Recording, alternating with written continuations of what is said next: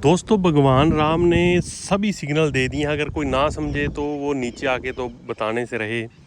सबसे जो पहला उन्होंने सिग्नल दिया अयोध्या में दिया, जब वहाँ पर एमपी दूसरी पार्टी का बना।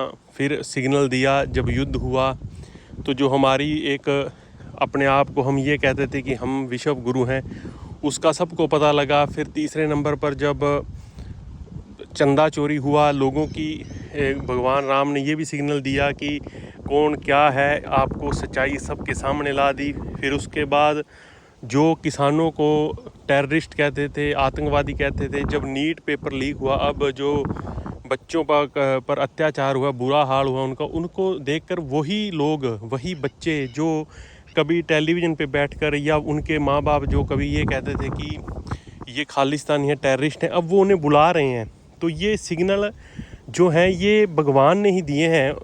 भगवान जो है वो क्या करता है, जब तानाशाही या ऐसी एक शक्ति होती है जो आदमी के पास कि वो तानाशाह बन जाता है, तो उसके बाद फिर वो जो एक भगवान है वो खुद मतलब नीचे नहीं आते, लेकिन वो सिग्नल देते हैं।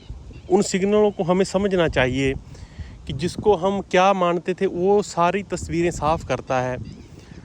हमें ज़्यादा बताने की ज़रूरत नहीं, आप खुद आराम से बैठकर सोचो कि आप जिस चीज़ को प्लस सोचते थे वो आज माइनस है, और जिसको आप माइनस सोचते थे वो आज प्लस है। लोग जो पंजाब है, ऐसा राज्य है, ऐसा स्टेट जो मेरे ख्याल में इस दुनिया में, पूरे वर्ल्ड में पंजाब जैसा स्टेट और पंजाब जैसे लोग शायद ही कहीं हों। ये खुशकिस्मती कहें भारत की कि भारत के पास एक ऐसा स्टेट है, एक ऐसी 2 करोड़ लोगों का 3 करोड़ लोग हैं जिनके पास शक्ति भी है और मानवता भी है।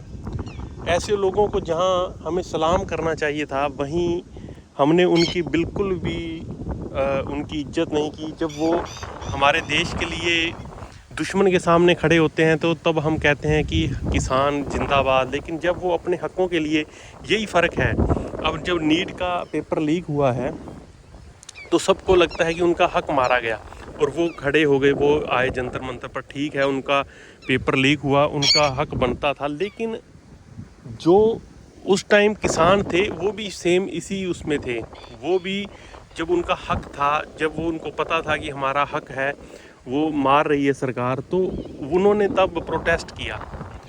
तो एक बात ये हमारे देश को जान लेनी चाहिए कि जो पंजाब है उसको आप संभाल के रखिए। उसको आप कभी भी ये मत कहिए कि वो टेररिस्ट हैं। अगर आपको इतिहास नहीं पता तो आप इतिहास पढ़िए कि पंजाब का क्या रोल रहा है हमारे भारत को बनाने में।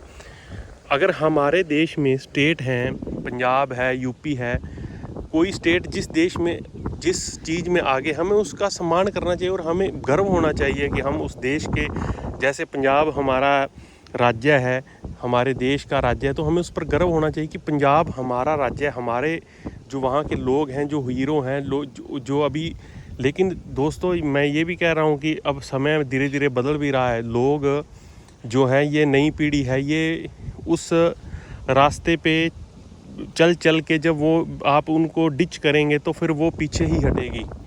लेकिन अभी भी समय है, हमें अपने देश पर गर्व करना चाहिए। हमें अपने हर स्टेट पर वहाँ की जो पावर है, वहाँ की जो शक्ति है, उसका हमें सम्मान करना चाहिए। जैसे बिहार स्टेट है, वहाँ के लोगों से के द्वारा जो है पूरे भारत की जो मैन पावर है, वहाँ की बिहार से लगभग 40-50% लोग बाहर काम करते हैं।